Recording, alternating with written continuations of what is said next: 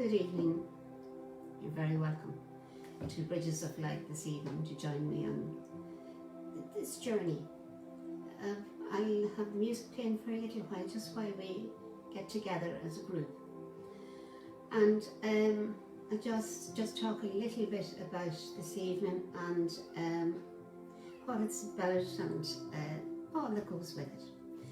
We have, last week, any of you that follow me, we hadn't got a show last week. Now, this week we're going on a whim and a prayer that it's going to work, because the problem hasn't been resolved, but I have every leak out of, for my Wi-Fi system, I have it all cut off so that it's dedicated solely to you. Alright? Hello, Ona and Mariella. How are you? Lovely to see you here. And I really missed you last week because it was amazing. I found it amazing how much I get from you. I know the energy bills, and I talk about it every week because it's the people that's in this group that actually creates the energy. Hi Rachel, lovely to see you. It's the energy is unique to a group. I sit for meditation on a Monday, but the energy in that group is very different. So it's amazing, and it's something I think we always have to keep our minds, keep ourselves reminded of the fact that this is what energy is and how it works. Now this evening we were scheduled to do philosophy of life, to explore it, and I think maybe to some extent I will be. But what happened was, last week I found out during the week that my Wi-Fi wasn't going to be very reliable, and so I cancelled midweek, and that was okay. Normally what would happen if I have a problem with the Wi-Fi, I normally would go to my daughter's and do the show from there. But lo and behold, my daughter's Wi-Fi was down. So it worked out then that I felt this is not meant to happen. So working with the philosophy of life, as I say, to some extent that's what this is. It's about working with what you believe in. And I felt that there has been a change of background staff who work really enormously hard at putting this together. And as we know, we have Gaetano here at the minute, and everyone comes together to actually create this group and this body of work, and things can filter down into a different place and different state. So what we're going to do this evening is go with the original plan for this evening, which is to look at scrying and to talk about it, and to maybe take away some of the fears of it and some of the mysticism of it, because it is just another way of working psychically, and that's what's important, is that you become aware of what is happening in when you feel something or when you see something. And hello Sonia, Helena, lovely to see you joining me, and I missed you all last week. And Stella, it's lovely to see you. And sorry Gaetano, I mentioned you but I didn't greet you. You're welcome.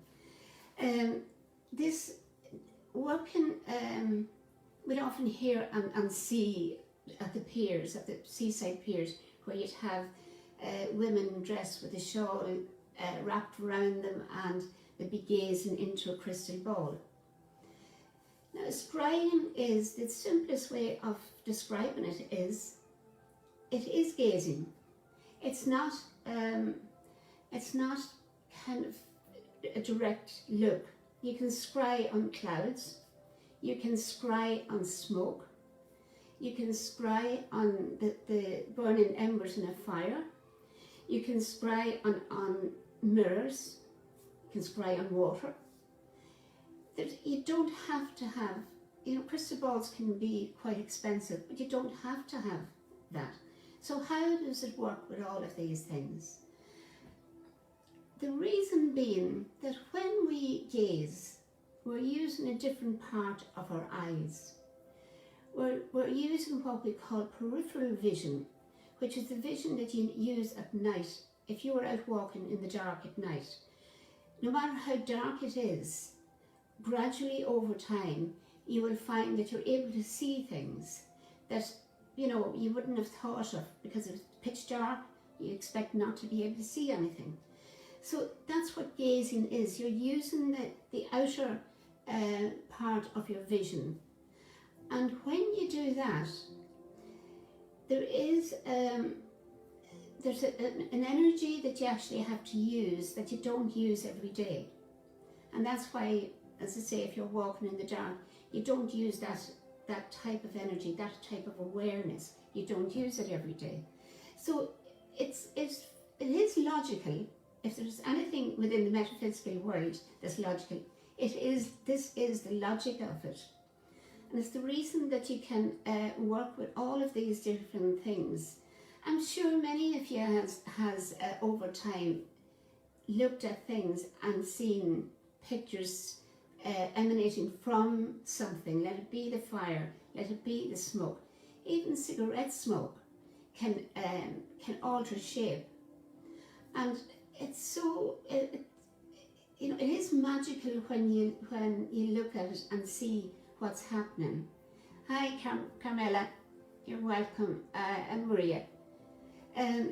What we'll do is we'll just spend a few moments just on if you're, I think everyone here is in the dark times at the minute, in no light outside. So if you turned off your lights in your room, if you feel comfortable doing this, to just turn off your lights and sit, allow yourself to adjust. Don't get up of your chair after you settle yourself.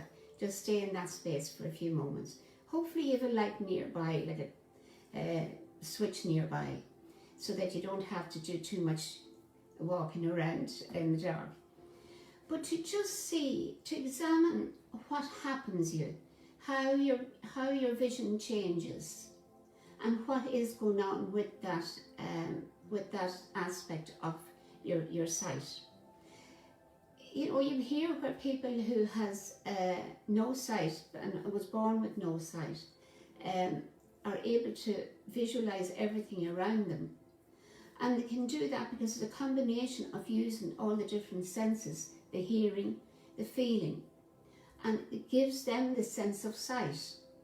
So it's something that we all can do, but because we don't need to do it, that's why it becomes dormant. And going into the world of scrying is a situation where you actually have to sit and spend some time doing it. Personally, I don't do it. So maybe from laziness could be the reason for that. But it does take some time to do it. But for the people that is drawn to it, that's how it would work for you. You would feel yourself drawn to do it. Like for me, I like working with the pendulum if I'm in a situation where I feel I need a backup. Things will reach out to you rather than you having to spend a lot of time going for something, if that makes sense to you. Because if you have to spend a lot of time trying to get something to work for you, leave it. You may want to come back to it at a later stage, but don't push it at the present time. What's natural for you will actually happen quite naturally. And there's no time span that you're against. It will emerge gradually. I remember years ago going for healing to someone, and they said to me, you know, about the pendulum. I was after buying the pendulum the day before, and buying that particular pendulum was one where it was just by chance, it was through work that I came across it. So, you know, the path was already laid. I was asked to go to this place and the pendulum was there. And I bought it, and the next day I was told, you know, the pendulum was part of my pathway. So you see, as I say about the philosophy, living the philosophy of life is living what you believe in, living the knowing part of you. We'll go to a lot of courses over different wide range of topics, and when we go to them, we're all we're all saturated with what's going on, because that's the reason we've gone to attend the course. But just after a while, step back and see, what was it that you come away, what was the most important part of what you received from that course? Because that's where the kernel of who you are, that's what comes out at that stage. So it's, you know, life is it weaves in and out and around the place, takes you here and takes you there, and yet another, maybe what you wanted or what was needed was straight in front of you. As mediums, and anyone interested in mediumship knows, you will go every path that comes your way, looking for whatever it is that you're likely to go, the path you're going to go. So it will happen, just be patient with it.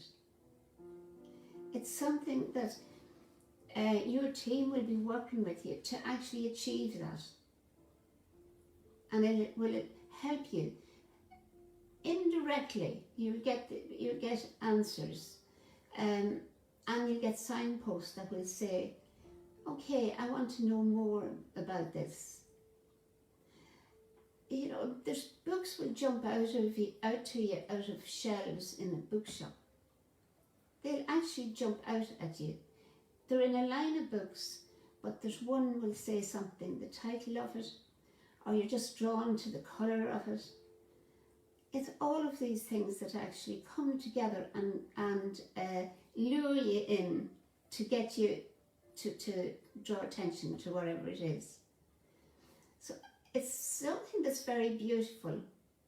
Like, I talked there about, because people think of scrying sometimes as being on the darker side of things, because what some people would use is mirrors.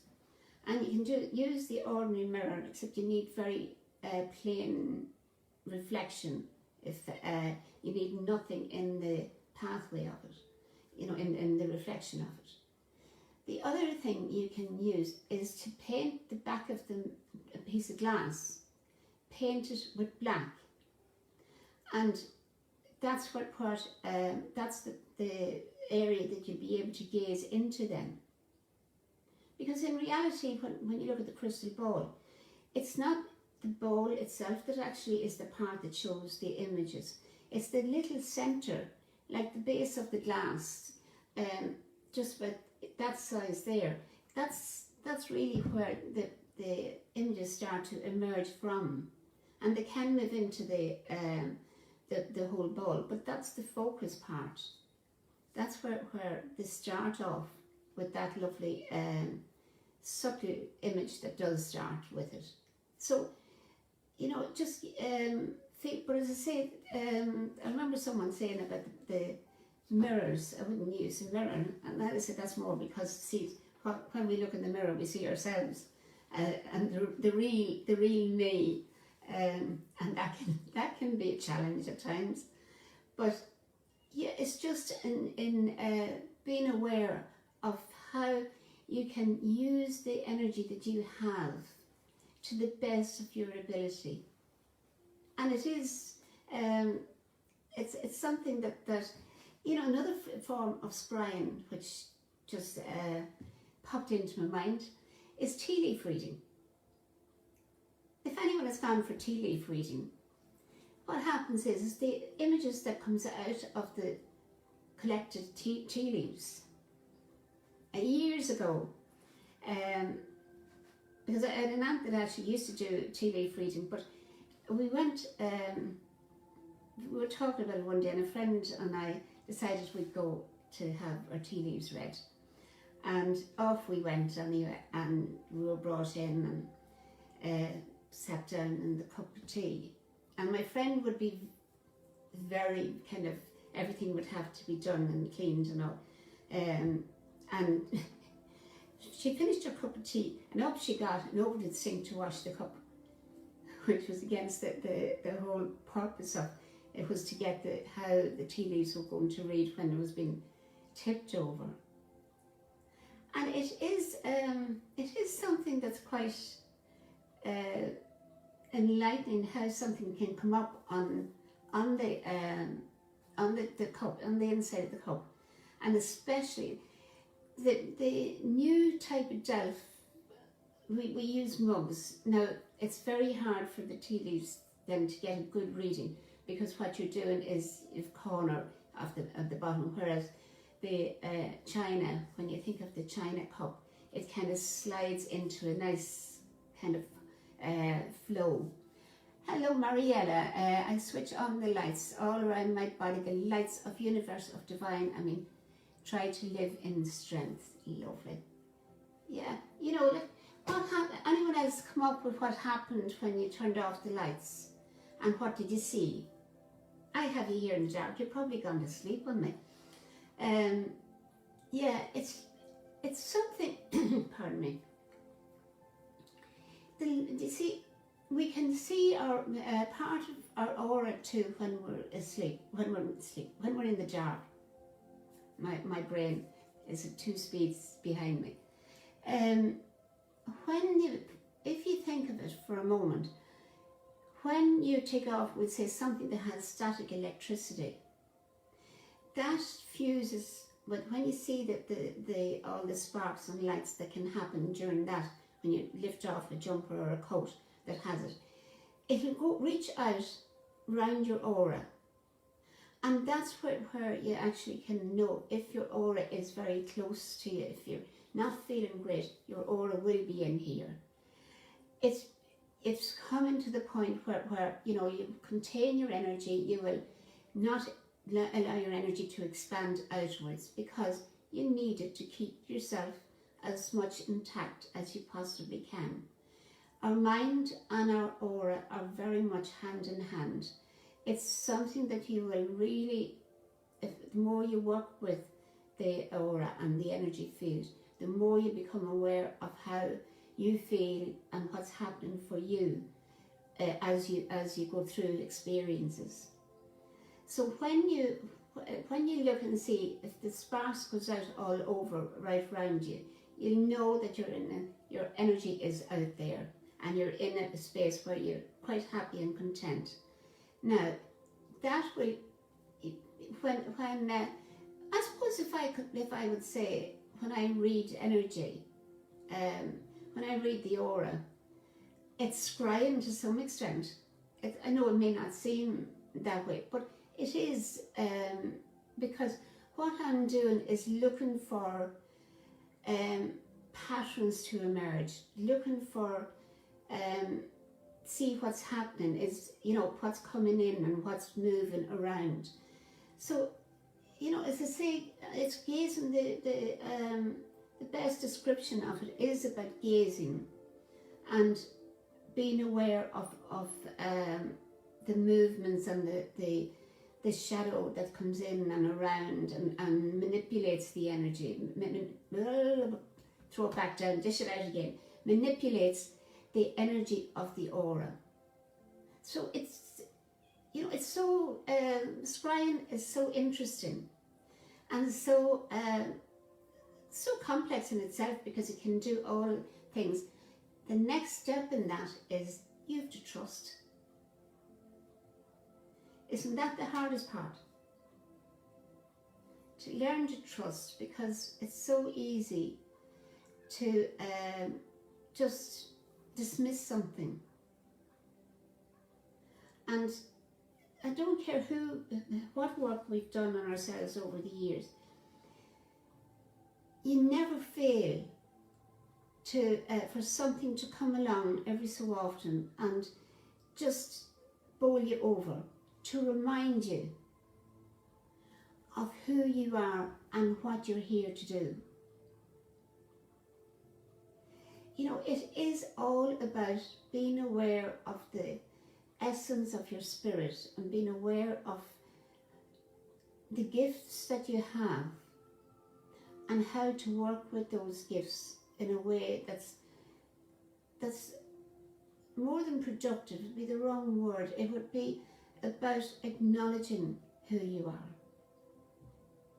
And that is the greatest gift that we can give ourselves, but it's also the greatest gift we can give to people that's around us. One of the elements that people work with would be the old way, would be the fire, the embers in the fire. And, you know, as they burn and they change colour, I can go back now, I'm going back to when God was a child. I'm going back to when I was very young. And I remember visitors being in the house, and I was in the background. You know, I might have been about 6 or 7 at the time. I always remember the man talking about how the patterns was in the fire. And I was left in that room later on that night, and I'll tell you, it wasn't so comfortable for me, but that was it. He talked about the change in patterns, and he talked about the weather, and he talked about, he was a farmer, and what he was going to do, what the embers was telling him, to do, that it was time to do this or that with the cattle. And I always remember, I was looking in the fire that night to see what's going to come out of the fire. So, you know, we used these things years ago to work very naturally, because we recognise that something that's very natural can happen within our midst without any great cost to us. I would say to you to explore everything free. We tend to think that someone can give us something.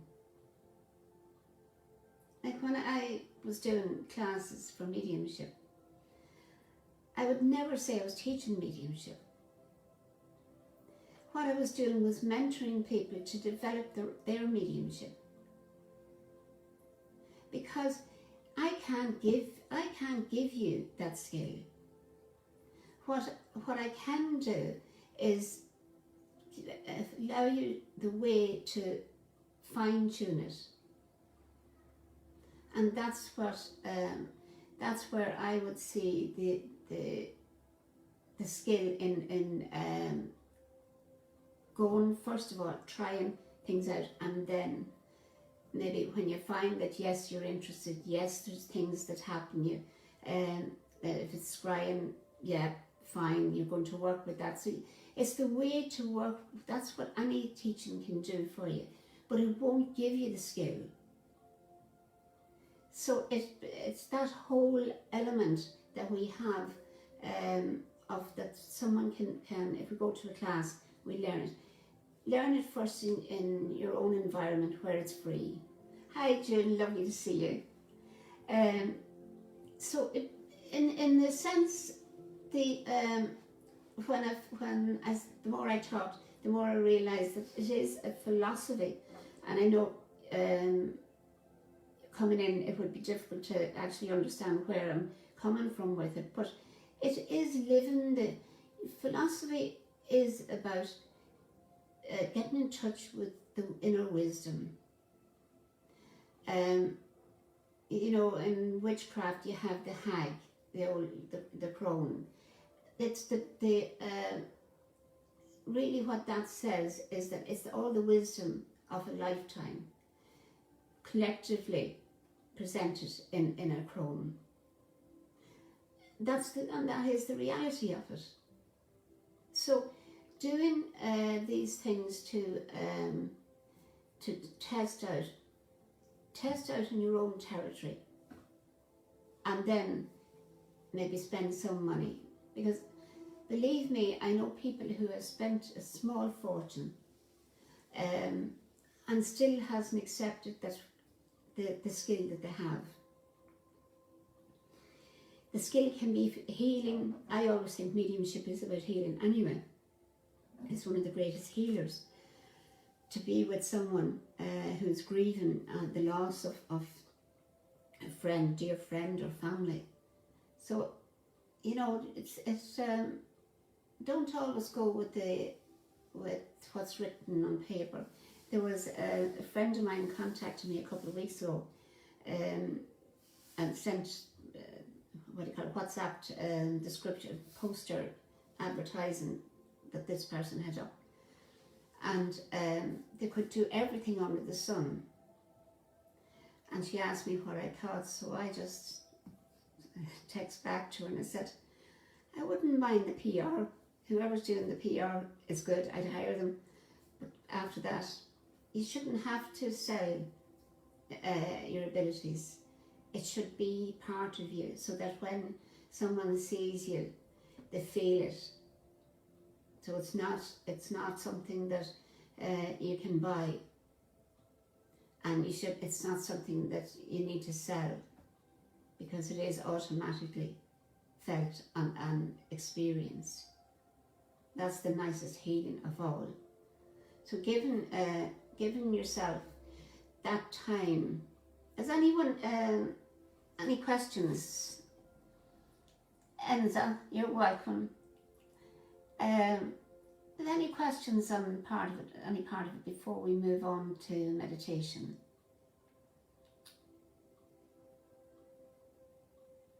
No, you're very quiet. Do you know what? Next month there's going to be a very quiet session, because there's going to be a whole session on questions. Yeah, I mean it. We're going to have a question time next month, and it'll be a very quiet session, I think, won't it? The questions can come in beforehand. It's not.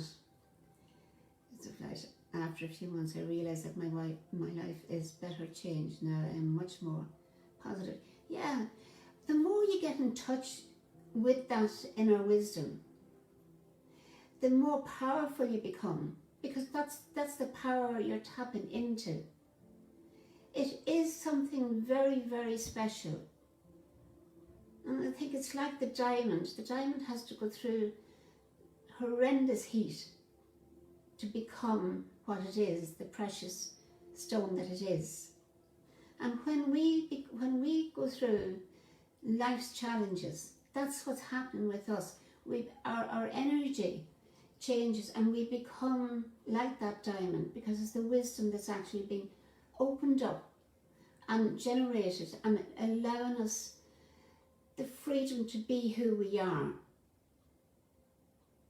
And you know, it's a gift. It's a gift to that wisdom, and self-exploration is a gift to us. And it becomes part of our way of seeing life around us. So we're not caught up as easily with the ego. It doesn't say we don't get frustrated and angry at times, but what it is, you just have to go and see what the silver lining that's there. Oh, sorry, Sonia. Well, if you like, later on you can send a message if that's any use to you. And well, I'm sorry about that. I don't know. I think Wi-Fi's all over the world seems to be a bit off track at the moment, because it's just possibly because there's so many areas locked down. It's putting a lot of pressure on systems, and that's what I was told anyway when I went about my problem. But we're doing great this evening. We are doing great. Thank you, powers that be. Okay. I think that's, we'll move on into our meditation. And again this evening, I don't know where we're going. I am just going to allow it. I don't even know how we're starting. It's going to happen in a way that's just meant to happen, and that's exactly what I like. So if you just get yourself placed in a nice, comfortable but not too comfortable. You're tired listening to me saying that. Yeah, just in a chair where you have good support, that there's nothing would interfere with your relaxation, put it that way. And it's also important when you do relaxation is to have loose clothing on you, because there's nothing as terrible as starting to get uncomfortable something, because when you relax, that's the time that any kind of discomfort starts to show up more, because the tension of the body has gone, and it's important to be able to just to chill out and relax and allow the energy to flow freely. Okay.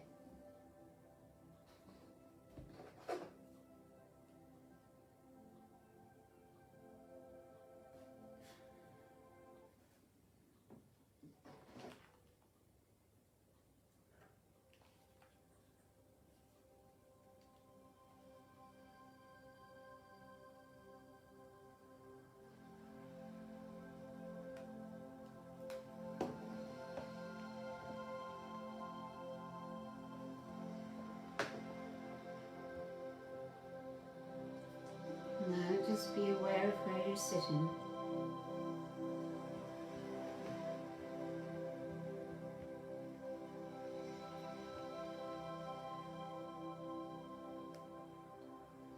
And just tell your mind that you're going to take the next 20 minutes or so to relax and to take time out for you. This is your special time.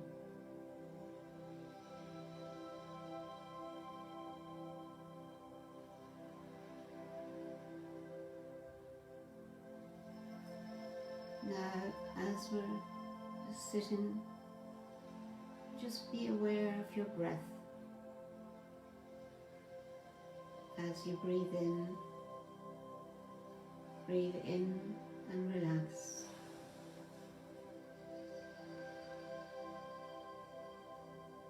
Just breathe in with a sense of knowing that in this meditation you will be healed of old wounds.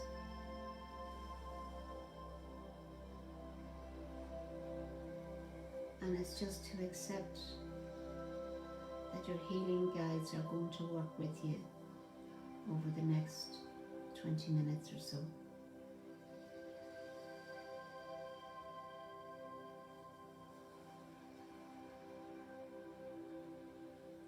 Now just nice and relaxed.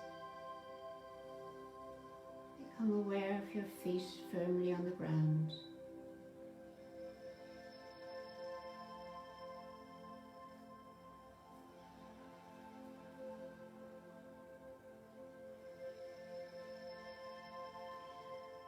And just be aware of the energy that you're connecting with, the energy of Mother Earth.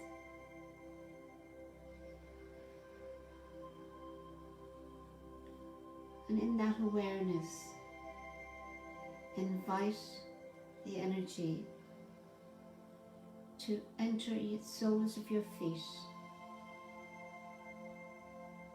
just as if the air is being blown into the soles of your feet. And as it starts to move up through your ankles, through your legs, that it's relaxing you and making you feel much lighter than you were. So just allow that energy flow to move up through your legs into your body.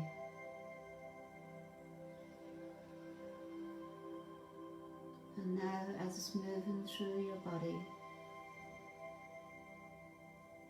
just allow it to fill every cell in your body.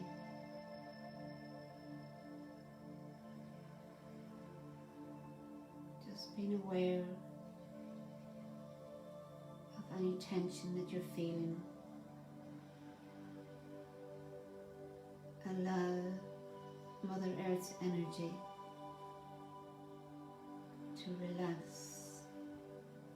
every muscle and every bone in your body.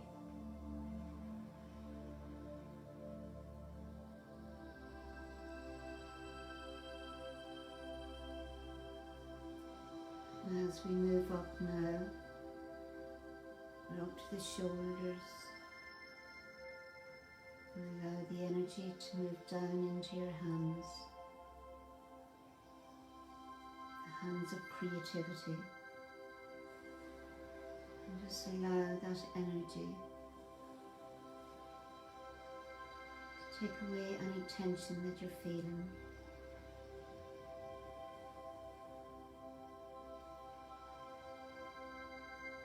And just to feel free. And feel at ease.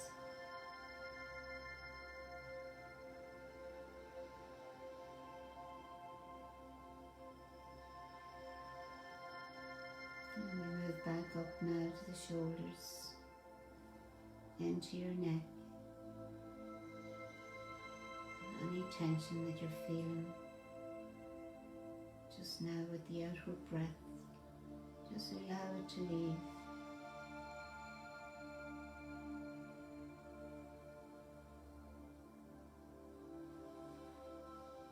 We move up now to the face and around your head.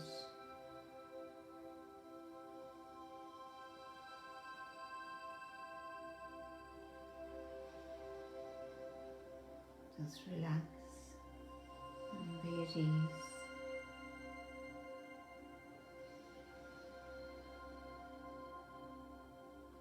And this time, just as you're sitting there feeling relaxed, be aware of the energy field all around you.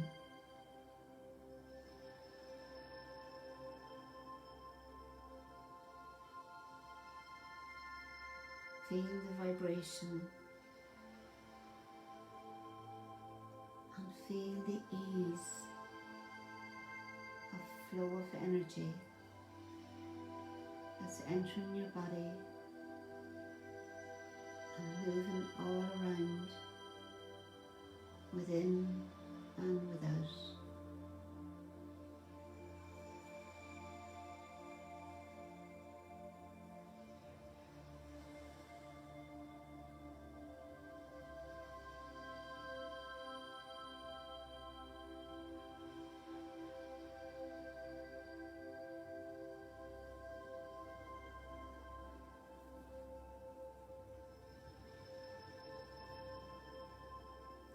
Now, as you're sitting there, I'm going to ask you to invite your guide to draw close. You don't have to see them. You don't have to feel that there's a certain way they're going to present themselves. All you need to do is invite them to draw close to you.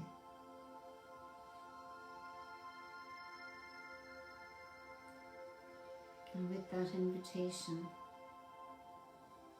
just open your mind and your heart to interpret what they're giving you and what they're saying to you. Just allowing yourself to surrender you're in a safe place and you're only going to spend a short time.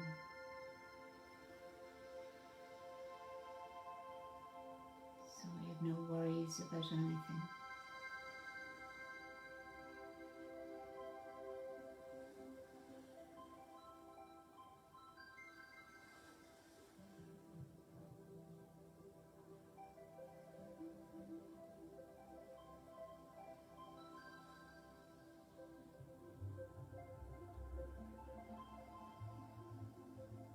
So now just allow yourself to be present with your guide. And by that I mean that there's no expectations. Just allow yourself to relax and to feel at ease in their company.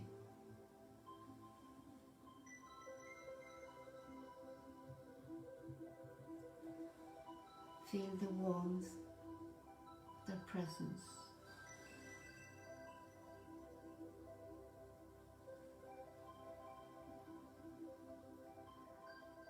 And just let your mind be at ease.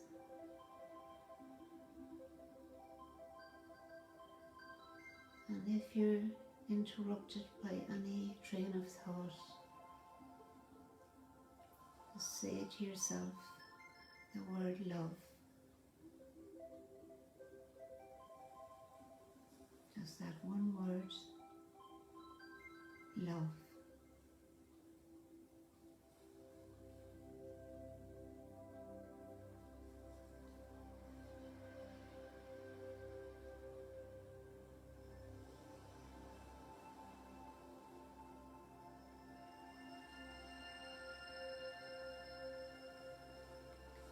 And now as you're sitting, just ask your guide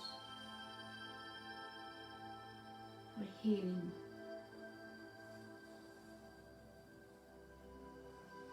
Just ask them to just be aware of where you need healing.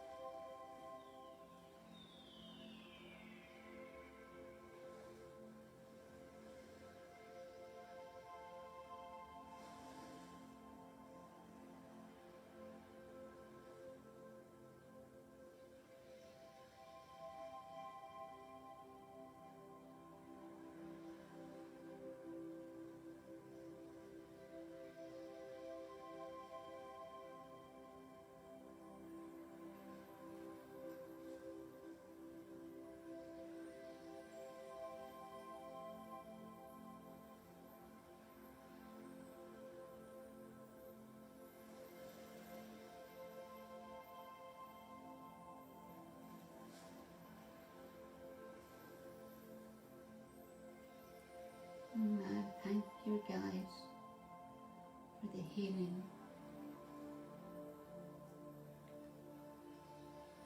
And before your guide moves out of your awareness,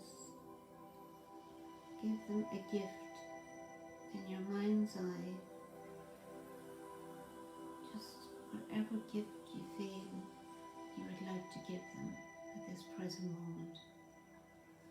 There's no limits on what it is, because it's all in your spirit.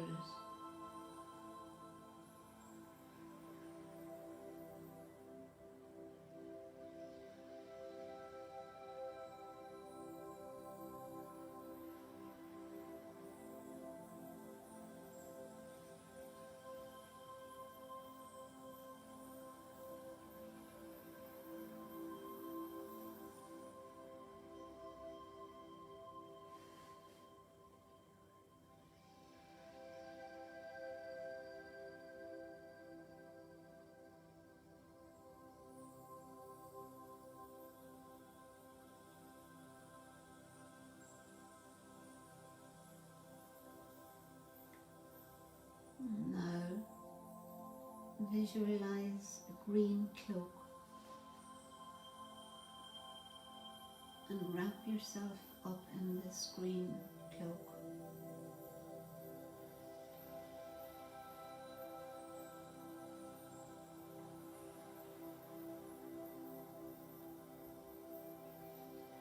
And within that green cloak, you'll bring balance to your life.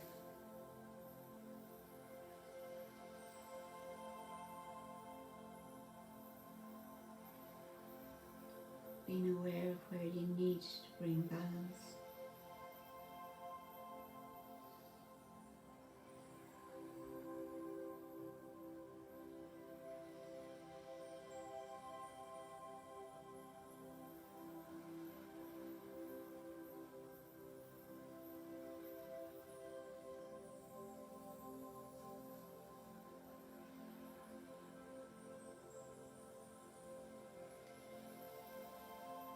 When you feel ready,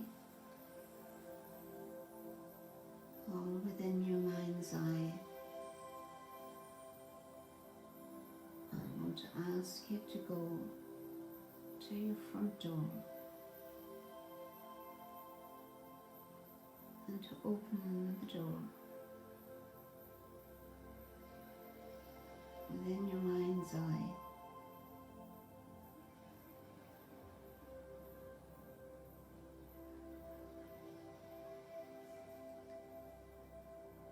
just visualize yourself standing open to the love, to the strength, and to the power of your spirit.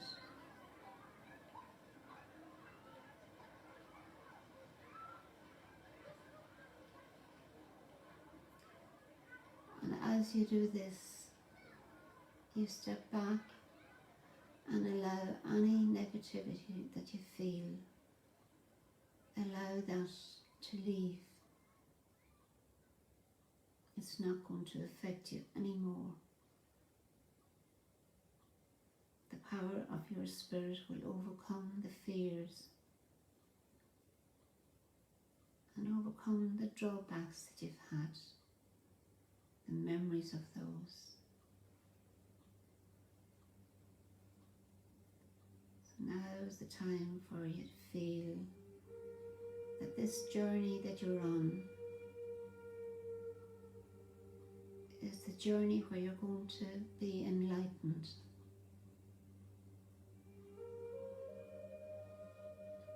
A journey where you're going to feel it's the right path that you're on.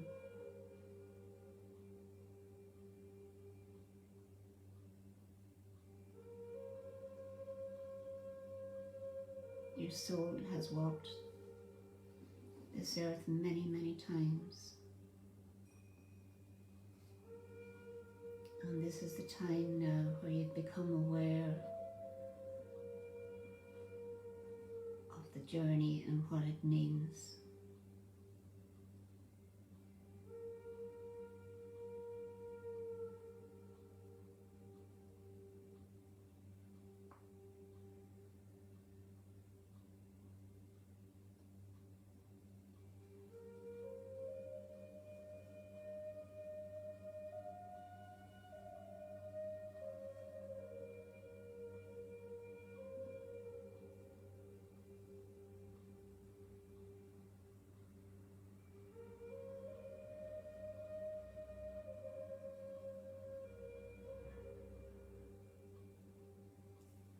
Now visualize yourself walking back to where you were sitting.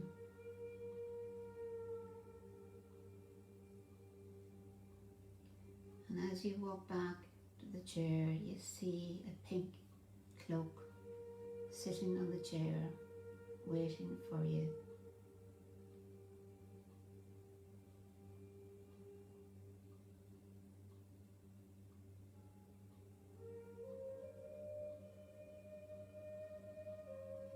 Wrap this around you. feel the love that your guide has brought to you. Feel the understanding that has come into your existence.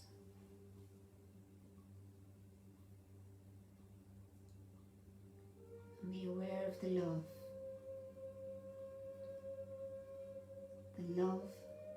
of your guides, the love of yourself. Move into unconditional love.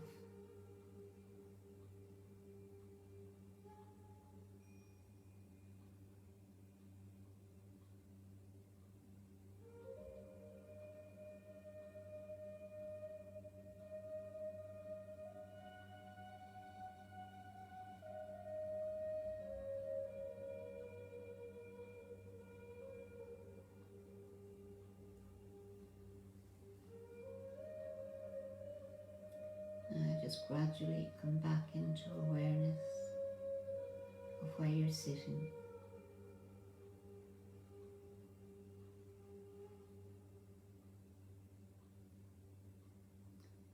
Move your fingers and toes and follow that movement through your body.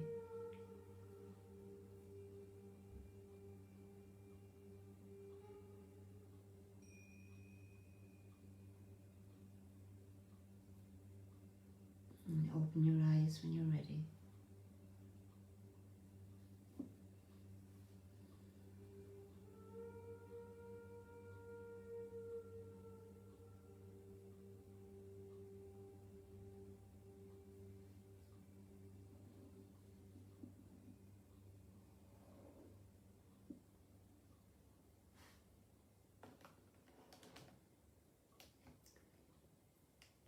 Now what I'm going to ask you to do is that when you're finished this evening, that you sit and write a note. The note is to yourself. It can be a letter, it can be a 10-page letter. But in order to complete the healing processes that your guides worked with you, what you need to do now is to sit and write a letter to yourself. A letter that will say what you feel in your heart. And when you do that, it's acknowledging every aspect of yourself. And it will really, it works, believe me, you will know by how you feel. Don't leave it off until tomorrow. I know for some it's later, it's an hour ahead of us, but just to actually do it, and it's acknowledging, if you haven't time to write the long letter at the minute, at least write the short one and make a promise to yourself that you'll write the longer one at another time when you're able to commit to it. Because sometimes we have to do these things to kind of combine how we feel, how we think, because it can be difficult at times to actually tune into it all together, and that's the holistic side of ourselves. And that's important. Josephine, Josephina and Fran and Maria and Paul, can't forget Paul. Yeah, you're welcome, Ona, you're really welcome. As I said last week, I really did miss being part of the energy, because this energy has built up over time, and it's something very beautiful that you can't recreate anywhere else, because it comes together. Gaetano started it off. It's now amassed into, I think it's something like several thousand, and it's all that energy comes within the greater group So when we come together, we become part of that. So the healing power actually is amplified. And part of that is because we actually have acknowledged that this is our time. We have to play tricks with our minds at times to allow ourselves the privilege to be in our own space, if that makes sense to you. Because we use every excuse in the book, generally, don't we all? And this is why I'd say to you, it's just to give yourself that time and give yourself the TLC that you need, that tender loving care.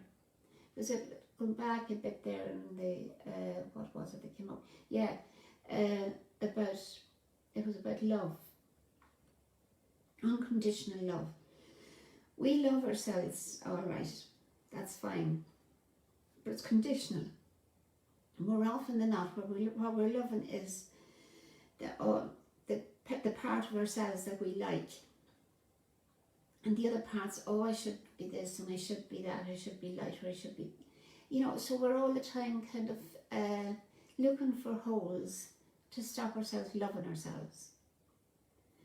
So leaving you with that thought, it was lovely, and thank you for joining everyone that joined me here this evening. And have a lovely night, and stay in that energy, because I feel it's going to continue to work. And I'll see you next week, and hopefully it will be more freer, but it stayed well. They just told me to turn every leak off that could happen, so it has worked, thankfully. And like all day, and it's amazing, it feels so much more relaxed. Yeah. Oh no, we have it. See, we have it all here free. But we get it's just something we can switch off and do it, and it is so much empowering what we can do for ourselves. I'll say good night and blessings on you all. Thank you.